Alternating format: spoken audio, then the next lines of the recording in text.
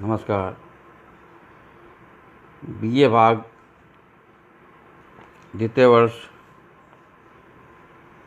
के द्वितीय पत्र हिंदी साहित्य के अंतर्गत हम आज नाटक के उद्भव और विकास पे अगले बिंदुओं पर चर्चा करेंगे।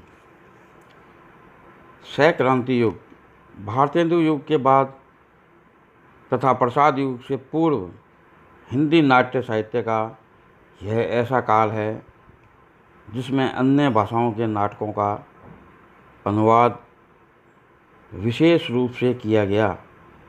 इस प्रकार के अनुदित नाटकों में राय बहादुर लाला सीताराम द्वारा संस्कृत के अनुदित नाटक महावीर चरित्र, उत्तर रामचरित, मालती माधव, मृच्छकटिक आदि नाटक विशेष प्रसिद्ध हुए। सत्यनारायण द्वारा अनुदित भवभूति के उत्तर रामचरित को विशेष ख्याति मिली। इन्हीं दिनों हिंदी में अंग्रेजी नाटकों के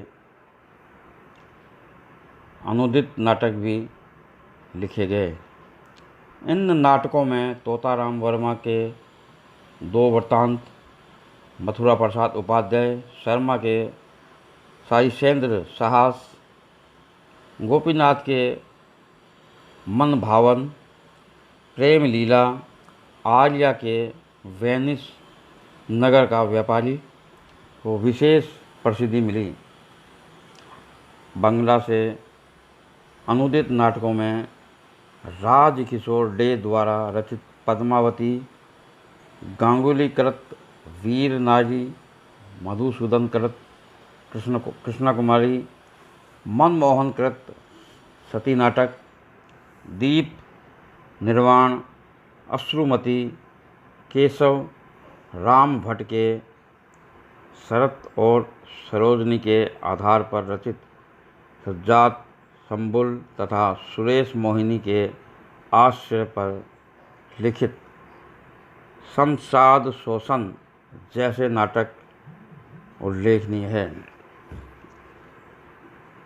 प्रसाद युग हिंदी नाटकों का विकास एवं परिष्कृत रूप सबसे पहले जयशंकर प्रसाद के नाटकों में देखने मिलता है।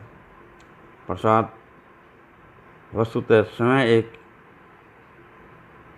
युग थे जिन्होंने हिंदी नाटकों में मौलिक क्रांति की। प्रसाद ने अपने नाटकों द्वारा हिंदू एवं बौद्ध काल के इतिहास को जीवंत कर दिया।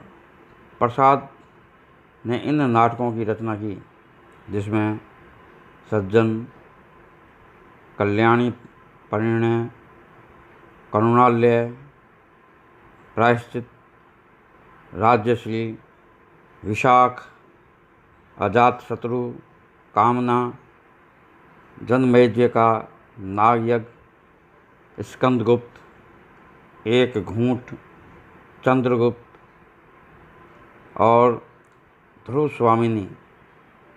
प्रसाद ने अपने नाटकों से देशवासियों में आत्मगौरव, उत्साह और प्रेरणा का संचार किया।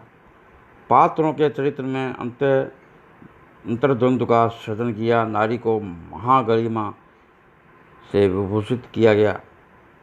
प्रसाद युग के अन्य नाटकों में भार्गव शुक्ल का महाभारत, मिश्र बंधुओं का नेत्रोन्मिलन एवं पूर्व भारत बद्रीनाथ भट्ट कृत दुर्गावती, बेन चरित्र, तुलसीदास गोविंद वल्लभ कृत वरमाला नामक विशेष प्रसिद्ध हुए।